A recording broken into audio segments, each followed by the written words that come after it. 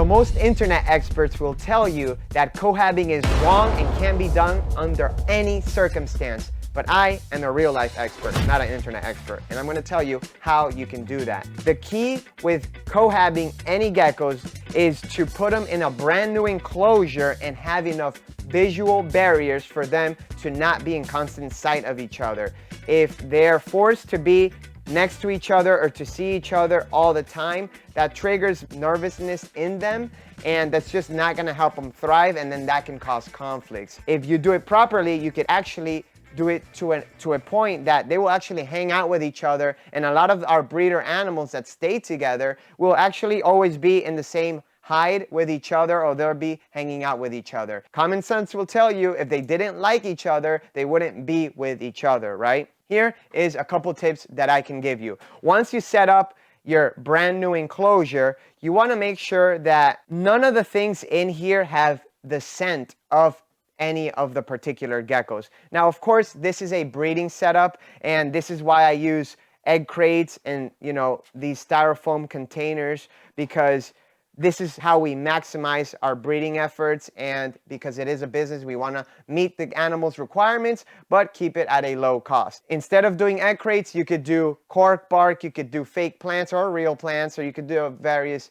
amount of different things. When you have this big enclosure, you want to fill up the surface area. That way they have a lot more room to climb, because if this enclosure is bare and has 2 sticks, then the enclosure might be big, but that doesn't mean that the geckos can utilize that whole enclosure, okay? So we like to use cork bark, egg crates, and all these things because there's a lot of surface area and a lot of different spots for the geckos to hide. When we're looking here, here is one of our females. Actually, this is the male.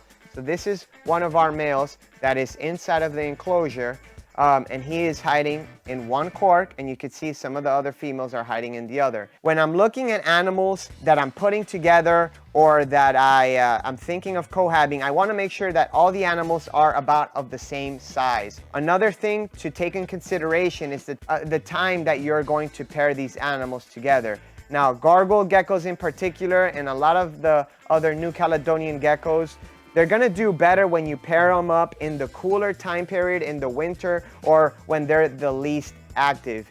You don't wanna put animals together that are in the middle of the summer when they're the most active, when they're eating the most, because then you're likely to have a conflict. So first off, I would tell you, pair up your geckos. If you're going to put them together during the winter, and make sure that they're all of the same size. Now, one thing that you do have to keep in mind is that if your geckos are male and female, they are going to breed.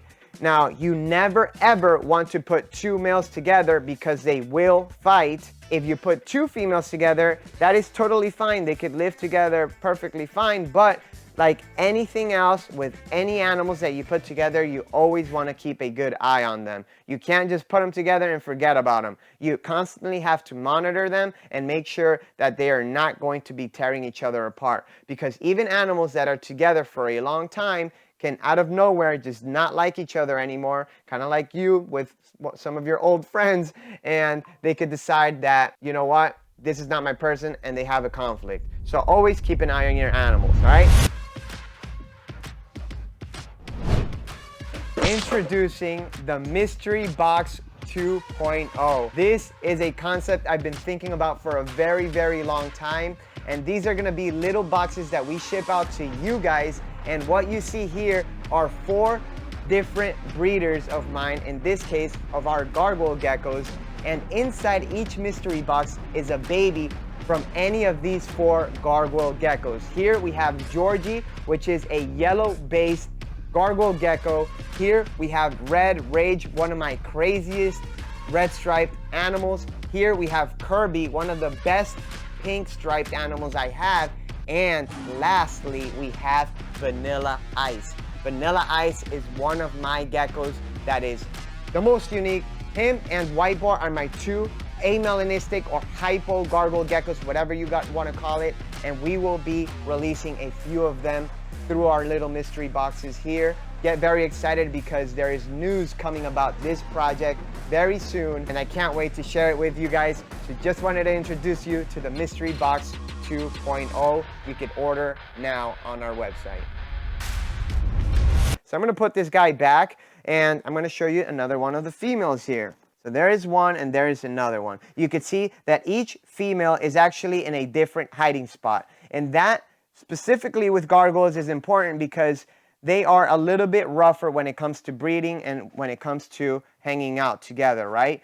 Very, very few times will I find these three animals in the same log or under the same hide. Whenever we put animals together, a couple things that we want to look at to make sure that the animals are okay and not getting beat up is that obviously they don't have any bite marks. Now, bite marks can be very, very subtle. You could see, obviously, if you see blood, then it is definitely something that you want to put away. You want to take them away from each other. Sometimes the bullying marks are very subtle and you won't see them. This girl actually doesn't have any bite marks at all. You will see as little specks and little flecks of like kind of like white spots. It almost looks like the gecko's about to shed in certain areas or something, because you see like little white speckling around the pattern, the color pattern. And that is usually a sign that the gecko's kind of like getting bit up a little bit, which is sometimes not a big deal because they gotta figure out the hierarchy. But if you constantly see that and you constantly see one gecko getting thinner and losing weight, then obviously you're gonna have to separate those animals. Another thing that I always see in geckos that get beat up, they will start to have shedding issues. So if your gecko is having shedding issues, then you're going to want to make sure that you separate that gecko and put it by itself. Now, one telltale sign with geckos that are having issues, especially with gargoyle geckos and some of the other geckos, is their tail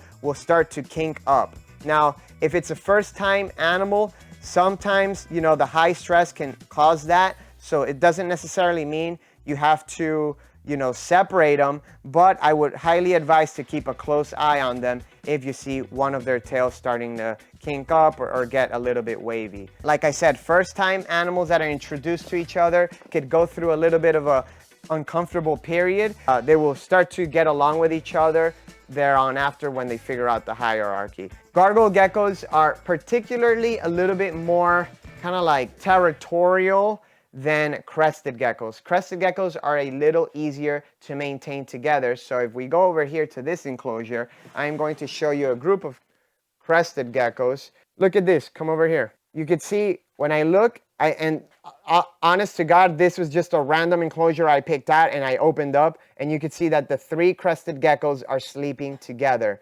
Now, of course, if I didn't want them to breed, then I would take the male away. But this is a pair, this is a great example of a couple geckos that are getting along and that don't mind each other. All of these geckos are of good weight. They don't look like they're getting, aside from the typical breeding markings, there's nothing out of this world where I'd be concerned. And I mean, as you can see, they're just sleeping together. So we're gonna let them be. Now, another good point to take in consideration when you want to cohab is, obviously, we talked about setting up the enclosure, but we got to talk about the enclosure size, because you obviously don't want to put 10 geckos in an enclosure like this, right? I would say in like, let's say an 18 by 18 by 24 inch enclosure, which is like a typical Zoomed or Exoterra enclosure, you could house comfortably 3 geckos in there. If you wanted to give them more room, even better. But just keep in mind that every time that you add space, you want to add clutter and things in the enclosure to give it volume. That way the animals can actually use everything in the enclosure. Cohabbing is definitely not for everyone, but everyone has the opportunity to do it if you do it right. Keep in mind, the animals are the most important thing, so you always have to go by what is right for the animals. Do not buy 2 animals if you only have 1 cage. You may have plans to cohab those animals. If you have 2 animals, then you always have to have a backup cage in case that animal isn't gonna get along with its cage mate. All right, guys, that wraps up this video. Thank you guys for watching. If you're interested in more in-depth videos like this, where I talk about breeding or some of the intricacies of the reptile industry and trade, make sure you become a member on our YouTube page, and I'll catch you guys on the next one.